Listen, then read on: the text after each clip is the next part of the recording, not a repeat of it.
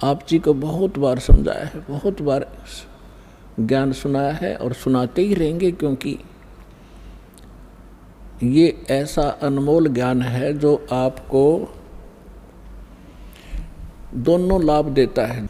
जैसे कोई रोगी होता है और वो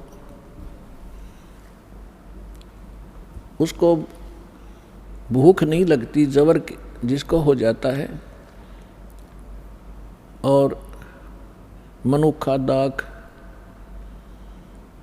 किशमिश, सेब, संतरे खाना जो प्रतिदिन खाता है, वो भी उसको कड़वा लगता है, जिह्वा पर रखा भी नहीं जाता, थूक देता है। तो उसके लिए क्या ट्रीटमेंट है? कड़वी गोली ही खानी पड़ेगी, ना चाहते हुए भी खानी पड़ेगी। जैसे मलेरिया हो गया तो उसमें कुनीन खानी पड़ेगी, और कड़वी लगो तो लगो, वो खानी ही पड़ेगी, फांकी मारनी पड़ेगी, और तभी वो रोग नाश होगा। फिर वही जो कड़वी लगने वाली रोटी, मनुक्खा, दाख, वो फिर स्वादिष्ट लगेगी। तो पुण्यात्माओं, ये ज्ञान आपको रह रहकर सुनना पड़ेगा। इस सत्संग से ही ये दोनों काम होंगे। आपका जबर भी उतरेगा और इसी सत्संग के सुनने से ये कुनीन का काम भी करेगा, क्योंकि प्रथम बार जो व्यक्ति सुनता है, दो प्रकार के श्रद्धालु आते हैं। एक तो ऐसा होता है, उसको जैसे भी परंपरागत साधना है वो कर रहा है, और उसको फिर ये ज्ञान सुनने को मिलता है, उसको अच्छा सा नहीं लगता परमात्मा की भक्ति, क्योंकि उसके पाप कर्मों के कारण उसके अंदर,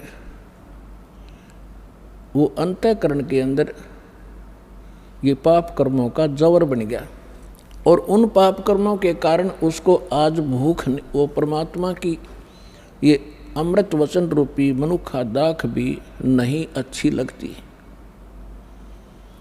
या तो उठकर चल पड़ता है, या वैसे किसी के साथ फुसर फुसर करेगा। उसको ये कह दिया जाए कि भाई शोर ना करे, सत्संग सुनने दे, तो वो या तो उठकर चला जाएगा या लटके लेने लग जाएगा, बैठा बैठा नींद लेगा। तो वो उसके अंदर पाप कर्मों का इतना प्रभाव है कि उसको ये अच्छी नहीं लगती परमात्मा की कथा।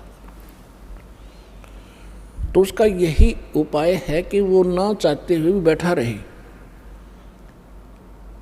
और सुनता रहे, अच्छी लगो ना लगो। इस वाणी के अंदर इतनी शक्ति है कि कुछ पापों को इस वाणी के श्रवण मात्र से और इस वाणी के चल रहे इसकी रेंज में वैसे भी बैठे रहने से कुछ पाप नाश होते हैं, जो ज्ञान यज्ञ से ही हुआ करते हैं। तो इसलिए पुण्यात्माओं, उसको ये कुनीन का भी काम करेंगी, और जब वो जबर उतर जाएगा, अंतःकरण के अंदर जो पाप प्रभाव था वो कम हो जाएगा, उसके बाद फिर ये मनुक्खा, दाख का भी काम करेगी।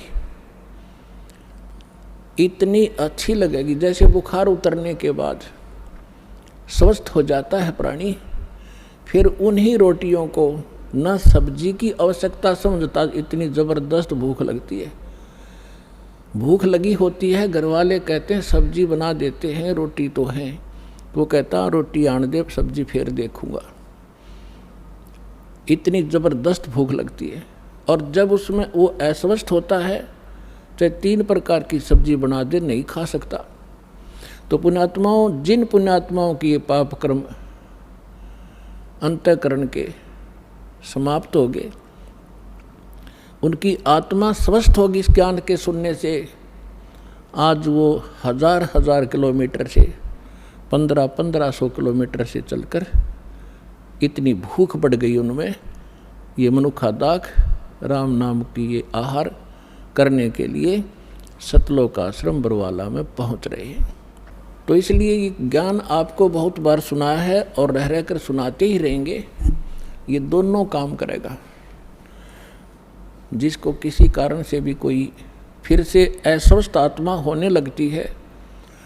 तो इस ज्ञान के सुनने से, ये एंटीबायोटिक कैप्सूल खाने से वो फिर से पाप नाश हो जाते हैं, आत्मा फिर स्वस्थ हो जाती है।